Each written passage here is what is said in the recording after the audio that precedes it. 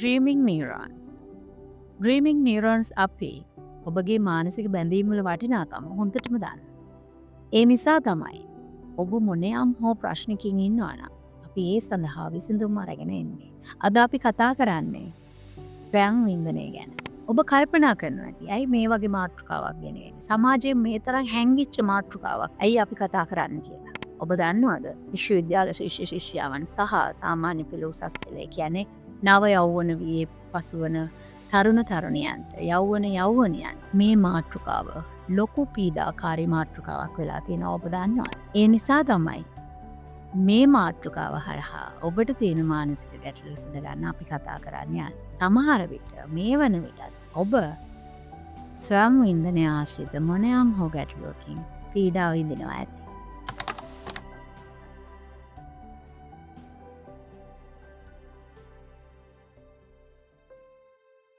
ස්වයං වින්දනය කියලා කියන්නේ මොකක්ද? ස්ත්‍රියක් සහ පුරුෂයෙක් ඔහුගේ හෝ ඇයගේම ලිංගික අවයවයන් උද්දීපනය කිරීම යම් සතුටක් ලබනවාද අපි ඒක කියනවා ස්වයං වින්දනය. මේක හරිම සාමාන්‍ය දෙයක්. පිරිමි ළමයින්ගේ ටෙස්ටොස්ටෙරෝන් වැඩිවීමත්, ගැහැණු දරුවන්ගේ ඊස්ට්‍රජන් සහ ප්‍රොජෙස්ටරෝන් වැඩිවීමත් ලිංගික සිතුවිලි පහළ වෙන එක හරිම සාමාන්‍ය දෙයක්. ඒ නිසා ලිංගික අවයවයන් පිළිබඳ අවධානය වැඩිවීම හරිම සාමාන්‍ය දෙයක්. වර්ල්ඩ් හෙල්ත් ඕර්ගනයිසේෂන් එක කියන්නේ මේක මානව ලිංගික සංවර්ධනාවදී කොටසක් කියලා. ඒ නිසා මේක හරිම සාමාන්‍යයි. ඔබ මේ වන විටත් ස්වයං වින්දනයට යොමු වෙලා ඉන්නවනේ. නැත්නම් ස්වයං වින්දනයට යොමු වෙච්ච ගැටලුවකින් ඔබ ඉන්නවා. වෙනයම් හෝ පුද්ගලයෙකුගේ ගැටලුවකින් ඔබ පීඩාව විඳිනවා නම්. ඇයි ඒ සඳහා යොමු වෙන්නේ? ඔබ දන්නවද?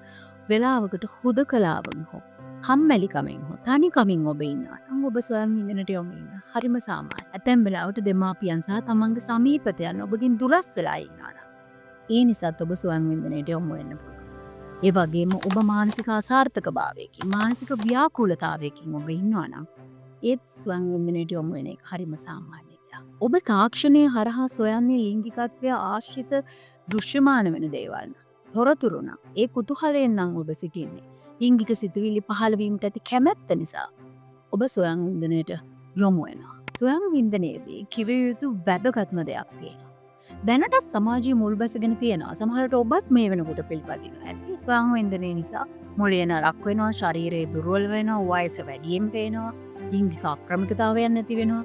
මේ සියල්ල පිළිබඳව කිසිම දෙයක් වෛද්‍ය විද්‍යාත්මකව තවමත් තහවුරු කරලා නැහැ. ඒ නිසා ඔබ මේ සඳහා යොමු වීමට බිය විය යුතු නැහැ. ඇත්තෙන්ම යෞවන වයසේ කෙනෙක් විවාහක කෙනෙක් මේකට යොමු වීම හරිම සාමාන්‍ය දෙයක්. ඔබ දන්නවද දැනටත් ඔබ වුවත් තවමත් ස්වයං වින්දනයට යොමු නොවී ඉන්නත් පුළුවන්. ස්වයං වින්දනයේ වාසි පැත්තක් තියෙනවා. ඔව්. ස්වයං වින්දනයේදී ඔබ ආතතියෙන් ඉන්නවා නම් ස්ට්‍රෙස් එකකින් ඉන්නවා නම් ඒ ස්ට්‍රෙස් එක ඉවත් කිරීමට ස්වයං වින්දනයට හැකියාව තියෙනවා. ඒ වගේම ඔබ සෙක්ෂුවල් ටෙන්ෂන් එකකින් ඉන්නවා නම් ඒ ටෙන්ෂන් එක රිලීස් කරන්නත් ස්වයං වින්දනයට පුළුවන්. ඒ වගේම සෙල්ෆ් සෙක්ෂුවල් අවයාර්නස් එක නැත්නම් තමන්ට තමන් පිළිබඳ ලිංගිකත්වය පිළිබඳ තියෙන හඳුනා ගැනීම, ඒ ප්‍රතිචාර හඳුනා ගැනීමට ඇති හැකියාවත් මේකෙන් ලැබෙන වාසිය. ඔබ දන්නවද ඔබගේ සෙල්ෆ් කොන්ෆිඩන්ට් එක නිසා ඔබ ආරක්ෂිතයි. ඇත්තෙන්ම ස්වයං වින්දනය නිසා ඔබ ආරක්ෂිතයි. ඒ නිසාම අනවශ්‍ය ගැබ් ගැනීමක් හරි ලිංගාශ්‍රිත රෝගාබාධයක් හරි ඇති වෙන එක වැළැක්වෙනවා. ඔබ ස්වයං වින්දනයේ යෙදීම නිසා. සමහර වෙලාවට ඔබ අනිත් සමීපතයන් සමග හොඳට ගනුදෙනු කරන්න පුළුවන්. තමන් හොඳ කාර්ය සාධනයක් වෙන්න. තමන්ගේ අධ්‍යාපන කටයුතු වඩාත් සාර්ථකව කරගන්න. දෛනික ජීවිතයේ කටයුතු බැලන්ස් එකේ කරගෙන යන්න. ස්වයං වින්දනයෙන් හැකියාවක් ලැබෙනවා. ස්වයං වින්දනයේදී most important දෙයක් තමයි මම කියන්නේ. ඒක බොහෝ විට සිද්ධ විය යුත්තේ හොඳ පෞද්ගලිකව පිරිසිදු ස්ථානයක. ඇත්තටම ඒ නිසා තමන්ටවත් අනිත් අයටවත් ඒකෙන් හානියක් විය යුතු නැහැ. ඇත්තෙන්ම ඔබගේ දෛනික වැඩ කටයුතු අඩාල වෙන තරමට එය පත් විය යුතුයි. ඔබ දන්නවද ස්වයං වින්දනය කරන කෙනා හරි, නොකරන කෙනා වැරදි කියලා දෙයක් නැහැ. ඒ කියන්නේ ස්වයං වින්දනයේ හරි හෝ වැරද්ද අපිට කියන්න බෑ. ඔබ කිසියම් හෝ ආගමික දෘෂ්ටියකින් ඉන්නවා නම් ඒ ආගමික දෘෂ්ටීන් අනුව මේ සංකල්පය දිහා බලන විදිහ වෙනස් වෙන්න පුළුවන්. ඒ කියන්නේ මේක එකිනෙකාගෙන් එකිනෙකාට සාපේක්ෂ වෙන්න පුළුවන්. මේකේ හරි වැරද්දක් අපිට කියන්න බෑ. ස්වයං වින්දනය නිසා අවාසිදායක තත්ත්වයක් තියෙනවා. ඔව්. ඔබ ඒ වටහාගත යුතුයි. සතියකට වරක් හෝ දෙවරක් සිදුවිය යුතු කාරණාවක් නිතර සිදු කිරීමෙන් ඔබට ඒක අවාසිදායක තත්ත්වයකට ඇවිල්ලා තියෙන්න පුළුවන්. ඒ නිසා ඔබ ස්ට්‍රෙස් එකට ඇවිල්ලා තියෙන්න පුළුවන්. ආතතියට ඇවිල්ලා තියෙන්න පුළුවන්. එහෙම නැත්නම් ඔබ ඒකට ඇඩික්ට් වෙලා තියෙන්න පුළුවන්. ඒක ඇඩික්ෂන් එකක් කියලා ඔබ හඳුනාගත යුතුයි. ඒතටම මේ නිසා ඔබගේ දෛනික කටයුතු අඩාල වෙන්න. අධ්‍යාපන කටයුතු අඩාල වෙන්න. මේ නිසා ඇත්තටම කායික වේදනාවක් පාවවත් ඇති වෙන්න පුළුවන්. කායික මානසික අස්ථාවරත්වයක් පවා ඇති වෙන්න පුළුවන්. නැත්නම් වෙලාවට තාක්ෂණික කටයුතු වලට යොමු කිරීමත් එක්ක ඒ කාලයේ ශ්‍රමය ඔබට අහිමි වීමක් සිද්ධ වෙන්න පුළුවන්. ඇත්තටම ඔබගේ සමීපතයන්, ඔබගේ දෙමාපියන් සහ ඔබගේ වටා ඉන්න පිරිස් ඔබගේ මේ වන විටත් දුරස්ත වෙලා තියෙන්න පුළුවන්. මේ නිසා විශේෂයෙන් විවාහක සැමියෙක් සහ බිරිඳක් නම් ඔබ එයට ඇඩික්ෂන් වීමත් එක්ක ඔබගේ විවාහය දෙදරා යාමකටවත් මේ ස්වයං වින්දනයෙන් බලපෑමක් ඇති වෙන්න පුළුවන්. ස්වයං වින්දනයේදී යථාර්ථයට නොගැලපෙන අපේක්ෂාවන් එක්ක සම්බන්ධතා පවතින නිසා ඔබට සාමාන්‍ය ජීවිතයේ සාමාන්‍ය මානසික මට්ටම සමවර කරගන්න බැරි වෙන්න පුළුවන්.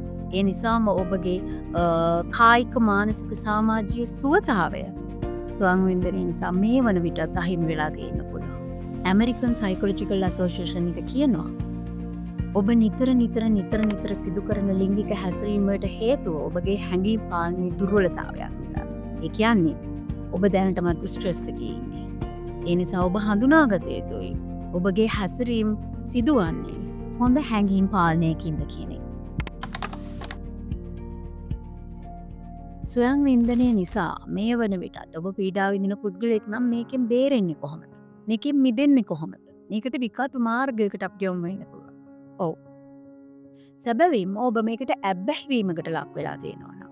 එහෙම නැත්නම් කායික මානසික පීඩාවක් නිසා වේදනාකාරී තත්ත්වයෙන් ඉන්නවා නම් අධිකව ඔබ අනිවාර්යයෙන්ම මනෝවිද්‍යාව උපදේශනයකට යාය. ඒක බොහොම රහස්‍යගතව උපදේශනයකින් සිදු කරගත හැකියි. ඒ වගේම ඔබට පුළුවන් විකල්ප මාර්ග වලට යන්න. ස්වයං වින්දනය පිළිබඳ හැඟීමක් ඇති වෙන වෙලාවට කෙටි ගමනක් බිමනක් යන්න. ෆ්‍රෙන්ඩ්ස්ලත් එක්ක එකතු වෙලා වැඩ කරන්න. ඒ වගේම තමයි පේරන්ට්ස්ලත් එක්ක පොඩි ගමනක් යන්න. පොඩි කෙටි ගමනක් යන්න පුළුවන්. පොතක් කියවන්න පුළුවන්. සීතල වතුරෙන් මූණ ටිකක් සෝද ගන්න පුළුවන්. එහෙමත් නැත්නම් ඔබට පුළුවන් ඔබගේ තාක්ෂණය ඔබෙන් දුරස් කරන්න. විශේෂයෙන් ඔබ නිින්දට යන විට ඔබට පුළුවන් ෆෝන් එක වෙන තැනකින් තියලා යන්න. ඇඳට ගෙනියන්නේ නැතුව. ඒ වගේම ඔබට පුළුවන් ඔබ හුදකලා වෙනවා නම් තනියෙන් ඉන්නවා නම් තනිකමින් කම්මැලිකමින් ඉන්න තැන් තියෙනවා නම් ඒ ප්ලේසස් ඔබගෙන් දුරස් කරන්න. ඔබට ඒ හැඟීම් උත්පාදනය වීමට ඉඩ නොදී ඔබට කටයුතු කරන මාර්ග ඔබට හොයාගන්න පුළුවන්. ඒකෙදි විශේෂයෙන් කියන්න ඕන ඔබට හිතෙනවා නම් ඔබ වරදකාරී පුද්ගලයෙක්. ඔබ වරදකරුවෙක් නෙවෙයි. ඔබ සහාය අවශ්‍ය පුද්ගලයෙක්. ඔබ වඩා වැදගත්ම දේ තමයි සිතට ගත යුත්තේ මේක කෙටි කාලීන හෝ දිගු කාලීන විය හැකි. එක පාරම ඔබට මේ මිදෙන්න බැරි වෙයි. හැබැයි ඔබ උත්සාහ කළොත් ඔබට මේක සමබරතාවය හොයාගත හැකියි. ස්වයං වින්දනය කියන මාතෘකාව විවාහක කෙනෙක් නම් ඔබට විශේෂයෙන් කිව යුතු දෙයක් තියෙනවා. ඔබ දෙපළ අතර තියෙන සම්බන්ධතාවයට මේක ගැටලුවක් කරගන්න නරකයි. ඒ කියන්නේ ඔබ ස්වයං වින්දනයේ යෙදීමෙන් අනතුරුව ලැජ්ජාකාරී නැත්නම් රහසක් සංගවාගෙන සිටිනවා. ලෙස ඔබ හැසිරිය යුතු නැහැ. ඒක හරිම සාමාන්‍ය දෙයක්. ඔබ ස්වයං වින්දනයෙන් අනතුරුව ඔබගේ සමීපතයන් නැත්නම් සහකරුවා හෝ සහකාරිය සමග හොඳ සම්බන්ධතාවයක් පවත්වන්න. ඇයගේ හෝ ඔහුගේ අපේක්ෂාවන් ඔබ ඉටු කරන්න. ඇයගේ හෝ ඔහුගේ සතුට ඔබ හඳුනගන්න. ඒ සතුට හරහා ඇයව හෝ ඔහුව සතුටින් තියන්න. සමහර වෙලාවට විවාහක ජීවිතයක් වුණත් සාර්ථක කරගන්නට නැත්නම් සෙල්ෆ් අවයානස් එක නිසා තමන්ට තමන්ව හඳුනා ගැනීමත් එක්ක ගුණාත්මක භාවය විවාහ ජීවිතේ වැඩි වෙන්නත් ඉඩ තියෙනවා. ඒ නිසාම සතුට වැඩි වෙන්නත් ඉඩ තියෙනවා. ඒ නිසා ඔබ දෙදෙනා අතර තියෙන අවබෝධය සහ හඳුනා ගැනීමත් එක්ක ස්වයං වින්දනය කියලා කියන්නේ හරිම සාමාන්‍ය දෙයක්. අද වීඩියෝ එක හරහා අපි ස්වයං වින්දනය ආශ්‍රිතව කරුණු ගොඩාක් ගෙනාවා. ඒ කරුණු හරහා ඔබ දැනටත් පීඩා විඳින යම් හෝ ගැටලුවක් තියෙනවා. ඒක නිදහස් වෙන්න අපි පාර කිව්වනම් ඒක තමයි අපේ අරමුණ. අපි හැමෝම මිනිස්සු. අපි හැමෝම සතුටින් ඉන්න ඕනේ. හැබැයි අපි සතුට වෙන විදිහ කෙනාගෙන් කෙනාට වෙනස් වෙනවා. කෙනාගෙන් කෙනාට ඒක හරිම සාපේක්ෂයි. ඒ නිසා ජීවිතේ තමන් සතුට වෙන ගමන් අනිත් කෙනාවත් සතුටින් තියන්න ඕන. අනිත් පිරිසත් සතුටින් තියන්න ඕන. එහෙදී තව කෙනෙක්ගේ සතුට අවඥාවෙන් හෙලා දකින්න. ඒවට ගරු කරන්න. විශේෂයෙන්ම ස්වයං වින්දනය කියන මාතෘකාවට ගරු කරන්න. ඒක ඇබ්බැහියක් වෙන්නේ නැතුව ජීවිතේ සාර්ථක කරගන්නට පුළුවන් ක්‍රියාකාරකමක් විදිහට භාවිතා කරන්න. එහෙදී තමන්ට තමන් ගරු කරනවා වගේ තමන් අනුන්ටත් ගරු කරන්න උත්සාහ කරන්න. සතුටින් ඉන්න.